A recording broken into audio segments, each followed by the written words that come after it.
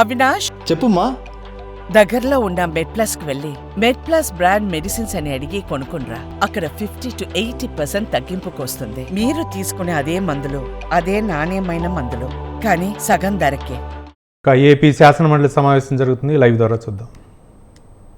Wipro junction, gurdwara, Akkayyapalem, ఈ యొక్క ప్లేసులో మొత్తం 8 ప్లేసుల్లో 14 కిలోమీటర్ల డిఫరెంట్ జంక్షన్స్ ఉన్నాయి. ఆ జంక్షన్స్ అన్నిటి కలిపి డబుల్ డెక్కర్ లాగా ఫ్లైఓవర్, అంటే 8 మీటర్ల ఫ్లైఓవర్, దానిపైన మెట్రో ఉండేటట్టుగా చేయమని రిక్వెస్ట్ చేశారు. అదేవిధంగా గాజువాక స్టీల్ ప్లాంట్ ఆ 2 జంక్షన్స్ దగ్గర 4.7 కిలోమీటర్స్తో ఆ విధంగా చేసేదానికి యాక్చువల్గా డిపిఆర్ చేయమని చెప్పడం జరిగింది అధ్యక్ష. దానికి సుమారుగా ఒక 3,000 కోట్లు అవుతుంది. అయితే సభ్యులు ఏదైతే అడిగారో దాన్ని కూడా యాక్చువల్గా పరిశీలించడం జరుగుతుంది అధ్యక్ష. Question number 13652, minister for water resource development.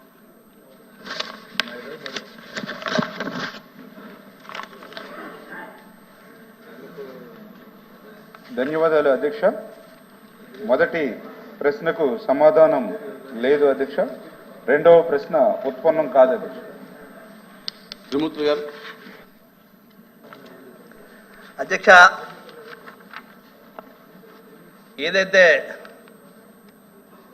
మన విడిపోయినటువంటి రాష్ట్రానికి జీవనాడైనటువంటి ఒక అద్భుతమైనటువంటి ప్రాజెక్టుగా దశాబ్దాల కాలంగా చెప్పుకుంటున్నటువంటి పోలవరం ప్రాజెక్టు గతానికి ఇప్పటికే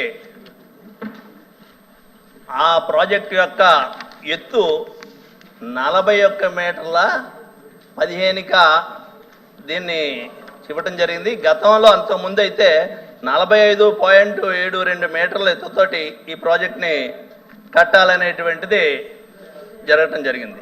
దీనికి ఆ రోజుని ఈ మధ్య కాలంలో ఒక లెటర్ కూడా పంపించారు. కేంద్ర క్యాబినెట్ ఈ ప్రాజెక్ట్ని 41 మీటర్లకే 41.15% కుదించడం అనేటువంటిది జరిగింది. ఇది పూర్తిగా ఆ ప్రాజెక్టు యొక్క నిర్దేశించినటువంటి ప్రయోజనాలు ఏమన్నాయో అవన్నీ కూడా నీరు గారిపోయినటువంటి పరిస్థితి ఉంటుంది అధ్యక్ష. దీనికి అదేవిధంగా 45.72% అయితే ఆ ప్రాజెక్టు వల్ల గతంలోంచి చెప్పుకునేటువంటి విధంగానే ఈ రాష్ట్రంలో ఉన్నటువంటి డెల్టా ప్రాంతానికి సంబంధించినటువంటి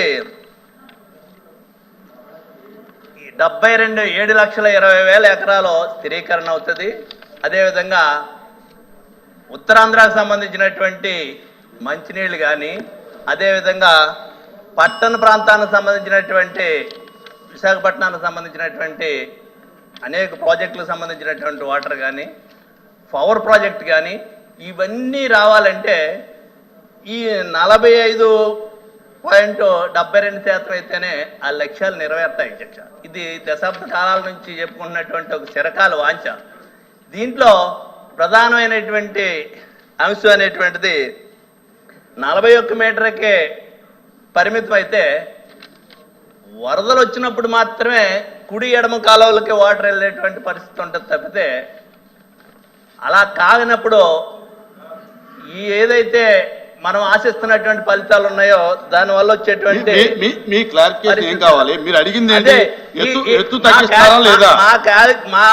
కాదు సార్, మేము అడిగేది కూడా అదే. ఎత్తు తగ్గటం వల్ల వచ్చేటువంటి నష్టాన్ని చెప్తున్నాం. ఎత్తు పూర్వం నిర్దేశించినటువంటి ప్రకారంగా కడితే వచ్చేటువంటి ప్రయోజనాలు ఏమున్నాయో అవి చెప్తున్నాం. దీన్ని జాతీయ ప్రాజెక్టుగా ఉన్నటువంటి దాన్ని మనమే కడతామని చెప్పేసి రాష్ట్ర ప్రభుత్వం తీసుకోవడం కూడా జరిగింది.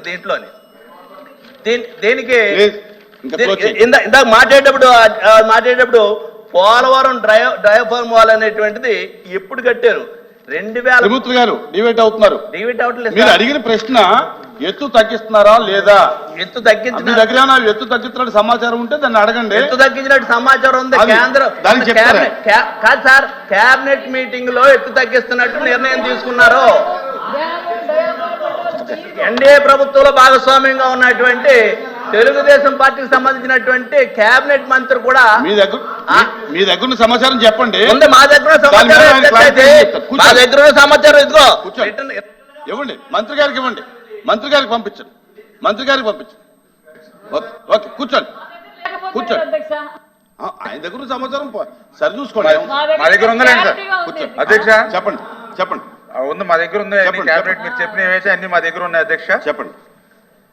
సార్ ఇది కొంచెం ఇంపార్టెంట్ సబ్జెక్టే అధ్యక్ష. ఇది దయవుంచి సమయం లేకపోయినప్పటికీ కూడా వాస్తవాలు ఈ సభకే కాదు, ఏదైతే సాక్షాత్తు ఆంధ్రప్రదేశ్ రాష్ట్ర ప్రజలందరికీ కూడా వాస్తవాలు తెలియవలసిన అవసరం ఉంది అధ్యక్ష. దయవుంచి ఒక 2 నిమిషాలు పర్మిట్ చేయవలసిందిగా మిమ్మల్ని కోరుతూ ఉన్నా. ఏదైతే ఈవేళ పోలవరం ప్రాజెక్టు గురించి ఈవేళ మరి వాళ్ళు మాట్లాడుతూ ఉంటే ఏదో రావణాసుడు వచ్చి రామాయణం చెప్పినట్టుగా ఉంది అధ్యక్ష. ఎందుకు ఈ మాట చెప్తూ ఉన్నానంటే ఎందుకు ఈ మాట చెప్తూ ఉన్నానని అంటే ఏదైతే ఇప్పుడే గౌరవ సభ్యులు చెప్పారు, ఏదైతే పోలవరం ఎత్తు మరి 41.15 మీటర్లకి తగ్గించారు, దాని యొక్క ప్రాజెక్ట్ వల్ల బ్యారేజీగా మారిపోయింది అని ఏదైతే గౌరవ సభ్యులు ఏదైతే చెప్పారో అధ్యక్ష, నేను చాలా క్లియర్గా ఈ సభ ద్వారా ఈవేళ ఈ రాష్ట్రానికి ప్రజలకి కూడా తెలియజేస్తా ఉన్నాం. ఎందుకంటే వీళ్ళకు ఒక పత్రిక ఉంది, ఆ అవినీతి పత్రిక చెప్పినటువంటి విషయాలనే వీళ్ళు సభలో మాట్లాడుతూ ఉంటారు అధ్యక్ష. ఏదైతే ఇదిగో పోలవరానికి ఊరని వీళ్ళ అవినీతి పత్రిక అధ్యక్ష. ఆ విషయాన్ని ఇప్పుడు కొత్తగా ఏం చెప్పలేదు, ఇందులో ఉన్నటువంటి అన్ని కూడా చదివి వినిపించారు అధ్యక్ష గౌరవ సభ్యులు. నేను అడుగుతూ ఉన్నా డైరెక్ట్గా, ఏదైతే పార్టీ 1.15 మీటర్లు తగ్గించారని ఏదైతే మీరు చెప్తూ ఉన్నారో, 2019 వరకు తెలుగుదేశం ప్రభుత్వం రాష్ట్రంలో అధికారంలో ఉంది. 2019 మే ఎన్నికల ముందు వరకు ఆంధ్రప్రదేశ్ రాష్ట్రంలో ఎక్కడైనా ఫేజ్ 1 అని కానీ ఫేజ్ 2 అని కానీ 41.15 మీటర్స్ కి పోలవరం ఎత్తు కానీ ఎక్కడైనా మేము రికార్డ్స్ లో కానీ లేఖల్లో కానీ మినిట్స్ లో కానీ ప్రపోజల్స్ లో కానీ ఎక్కడైనా ఉంది అంటే చూపించమనండి అధ్యక్ష గౌరవ సభ్యుల్ని. అందుకే నేను చెప్పాను అధ్యక్ష, నేనేమి అబద్ధాలు చెప్పట్లేదు, అసత్యాలు చెప్పట్లేదు, రికార్డే నేను చెప్తా ఉన్నాను అధ్యక్ష. ఎందుకంటే నోరుంది కదా అని చెప్పి అవినీతి మాట్లాడి పత్రిక ఉంది కదా అని మాట్లాడితే కాదు అధ్యక్ష. ఎందుకు నేను ఈ మాట చెప్తున్నానంటే రికార్డ్స్ చెప్తున్నాను అధ్యక్ష, నేను డిబేట్ కూడా అవట్లేదు, దయచేసి పర్మిషన్. మేము ఏదైతే 2019 ఫిబ్రవరి 18 అధ్యక్ష, ఇది 2019 ఫిబ్రవరి 18న టిఎస్సి అంటే టెక్నికల్ అడ్వైజరీ కమిటీ చాలా క్లియర్గా 55,548 కోట్లకు ఆమోదం పొందింది అధ్యక్ష. ఆ రోజు చంద్రబాబు నాయుడు గారు ముఖ్యమంత్రిగా after discussion the committee accepted the second RCE of Polavaram irrigation project for 55,548.87 crores. చాలా క్లియర్గా ఉంది అధ్యక్ష. ఎక్కడ ఇందులో ఫేజ్ 1 అని ఫేజ్ 10 ఉందా అధ్యక్ష? మొత్తం ప్రాజెక్టు వ్యయానికి క్లియర్గా ఆ రోజు మరి టెక్నికల్ అడ్వైజ్ కమిటీ 55,000 కోట్లకు ఆమోదం పొందింది అధ్యక్ష. అదే తెలుగుదేశం ప్రభుత్వ యొక్క ఘనత అధ్యక్ష.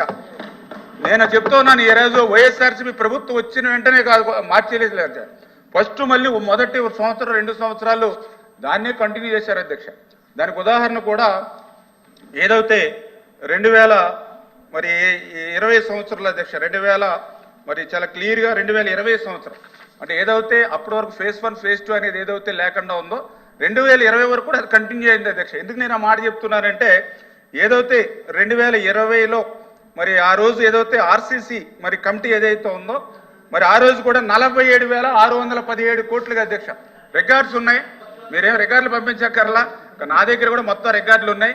అంటే 2020లో జరిగినటువంటి రివైజ్డ్ కాస్ట్ కమిటీ కూడా గత తెలుగుదేశం ప్రభుత్వం ఇచ్చినటువంటి టిఎస్సి కమిటీని బేస్ చేసుకుని ఆ రోజు 55,000 కోట్లకి మేము ఇస్తే దాన్ని 47,000 కోట్లకి 725 పాయింట్ తగ్గించారు అధ్యక్ష. అంటే వాళ్ళు ఏంటంటే ఏదైతే రైట్ కెనాల్ 17,500 రైట్ కెనాల్ ఉంటే దాన్ని 11,650కి తగ్గించి, లెఫ్ట్ కెనాల్ ఏదైతే 17,500 ఉంటే దాన్ని 8,122కి తగ్గించి ఆ కాస్ట్ని ఏదైతే 55,000 కోట్ల నుంచి 47,000 కోట్లకి, అంటే ఇక్కడికి ఫేజ్ 1 ఫేజ్ 2 అనేది 2020 వరకు కూడా లేదు అధ్యక్ష. అదే కాకపోతే ఇక్కడ జరిగిన నష్టం ఏంటంటే కుడి కాలం ఏదైతే ఉందో ఎడమ కాలం ఏదైతే ఉందో దాన్ని సామర్థ్యాన్ని మాత్రం తగ్గిస్తూ ఇచ్చారు అధ్యక్ష. ఇక్కడ వరకు కూడా ఎక్కడ ఫేజ్ 1 ఫేజ్ 2 లేదు. ఎక్కడ ఈ పోలవరం ప్రాజెక్టుకి వీళ్ళు గ్రహణం పెట్టించారని అంటే ఏదైతే మరి వీళ్ళ అధికారంలోకి వచ్చిన తర్వాత మరి ఏదైతే 10/1/2022 అధ్యక్ష, నేను వాళ్ళు ఏదైతే హైట్ చెప్పారో, ఎందుకంటే ఈరోజు నేను సభ్యులకే కాదు సమాధానం చెప్పేది, ఆంధ్రప్రదేశ్ రాష్ట్ర ప్రజలకి సభ ద్వారా చెప్తున్నాను అధ్యక్ష. ఇందులో నేను ఏదైనా పొరపాటు మాట్లాడినా, ఈ డాక్యుమెంట్ ఏదైనా మీ మాదిరిగా ఏదైనా ఫేక్ డాక్యుమెంట్ అయితే నా మీద ఏ విధమైన చర్యలైనా మీరు తీసుకోవద్దు అధ్యక్ష. ఏదైతే చాలా చాలా క్లియర్గా సార్, ఇది వాళ్ళ గవర్నమెంట్లో జరిగిన అధ్యక్ష, మీ గవర్నమెంట్లో ఉన్నటువంటి సంతకాల అధ్యక్ష, ఇందులో మీ సీఈలు అందరూ ఏదైతే 10/1/22 అధ్యక్ష, ఏదైతే స్పెషల్ చీఫ్ సెక్రటరీ అధ్యక్ష ఆదిత్యనాథ్ ఈవేళ మా దగ్గర లేదు సార్, ఆ గవర్నమెంట్లో 10/1/2022లో చాలా క్లియర్గా ఆయన లెటర్ పెట్టాడు అధ్యక్ష.